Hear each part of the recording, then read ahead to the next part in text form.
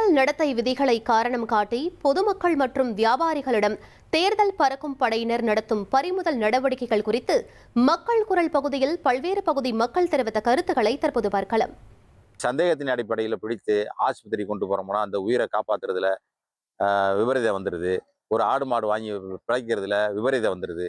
அதனால் அவங்களோட பரிசீலனையின் அடிப்படையில் ஒரு வெள்ளை பேப்பரில் கையெழுத்தை வாங்கிட்டு நீங்கள் இந்த பணத்தை தவறுதலாக பயன்படுத்தினால் உங்கள் மேலே நடவடிக்கை எடுக்கப்படும். அவங்க ஃபோன் நம்பரு அவங்க அட்ரஸ் எல்லாம் வாங்கிக்கிட்டு அனுப்பிவிட்டா அந்த உயிர் காக்கப்படும். இப்போ என் ஒய்ஃப்லாம் ஆட்டோ ஆப்ரேஷன் பண்ணுறீங்க. நாங்கள் மாதத்துக்கு ஒரு டைம் செக்கப்புக்கு போயாகணும். போகும்போது நாங்கள் கண்டிப்பாக 50 நேரம் பணம் எடுத்துக்கிட்டு தான் போகணும். இந்த மாதிரி பிடிச்சிட்டிங்கன்னா நாங்கள் எப்படி போய் ஒரு அர்ஜென்ட் ஹாஸ்பிட்டலில் போய் எப்படி காட்ட முடியும்? அதேமாதிரி நான் ஒரு விவசாயி. இப்போ சோளம் போடுற டைமு சோளம் போட்டு நான் கொண்டு போயிட்டு பணத்தை அந்த 50 நேரத்தை வாங்கிட்டு வந்தால் உரம்லாம் கடன் வாங்கி தான் வாங்கியிருக்கோம். பேர் ஓட்டினவங்களாம் கடன் வாங்கி தான் வாங்கியிருக்கோம். அவங்களுக்கு பணம் கொடுக்க முடியல. இவங்க வாங்கிட்டு போய் தாலுகா ஆஃபீஸில் வச்சுட்டு நம்ம எலெக்ஷன் முடிஞ்சு தான் தருவோம்னு சொல்கிறாங்க. ரொம்ப கஷ்டமாக இருக்குது. இப்போ நான் வீடு கட்டின்னு இருக்கேன். போன வாரம் நான் வாசகால் எடுக்க 50,000 ரூபாய்க்கு மேலே நான் பணத்தை எடுத்துகிட்டு போயிருந்தேன். இப்போது அந்த பறக்கும் படையினர் இப்போ இந்த அமௌண்ட் எப்படி வந்துச்சு அப்படின்ற மாதிரி கேட்குறாங்க. இப்போது வாசகால் எடுக்க நான் எடுத்துகிட்டு போன அமௌண்ட்டை இப்போது இந்த மாதிரி சின்ன சின்ன விஷயத்துக்கெல்லாம் அவங்க இந்த மாதிரி கொஷின் கேட்குறதுக்கு வேறு பெரிய பெரிய அமௌண்ட்டுக்கு இன்னும் அதிகமான அமௌண்ட்டுக்கு இந்த பறக்கும் படையினர் கேட்கலாம். இதை கொஞ்சம் பரிசீலனை பண்ணால் நல்லாயிருக்கும். இன்றைக்கி இருக்க விலைவாசியில் சாதாரண ஒரு பொருள் வாங்க ஒரு நகை எடுக்க போகிறோம், ஒரு பவுன் எடுக்க போனால் 1.30 ஆகுது.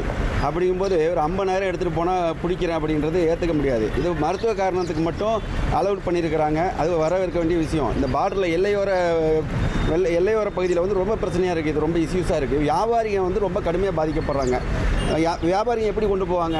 டிரான்சாக்ஷன் பண்ணாலும் அதுவும் இஷ்யூஸ்ன்னு சொல்கிறாங்க. அதையும் கண்காணிக்க சொல்லி வங்கியில் சொல்லியிருக்காங்க. இது ஒரு பழைய 15 வருஷமாக இருக்கிற அந்த இதை மாற்றணும். இந்த சட்டம் அமலானது கிட்டத்தட்ட 15-20 வருஷத்துக்கு முன்னாடி அமலான சட்டத்தை இன்ன வரைக்கும் தேர்தல் ஆணையம் கடைபிடிக்குது.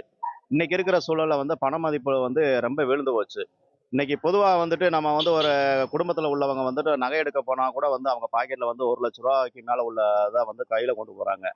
அதே போல் மருத்துவத்துக்கு அதே போல் படிப்புக்கு ஃபீஸ் கட்டெல்லாம் கொண்டு போகிறத தேர்தல் ஆணையம் பறக்க மாட்டேன்ற பேரில் அதை பறிமுதல் செய்து அவங்கள மன உளைச்சலாக்குறாங்க பொதுமக்களை. மக்கள் குரல் பகுதியில் பல்வேறு பகுதி மக்கள் தெரிவித்த கருத்துக்களை நாம் பார்த்தோம்.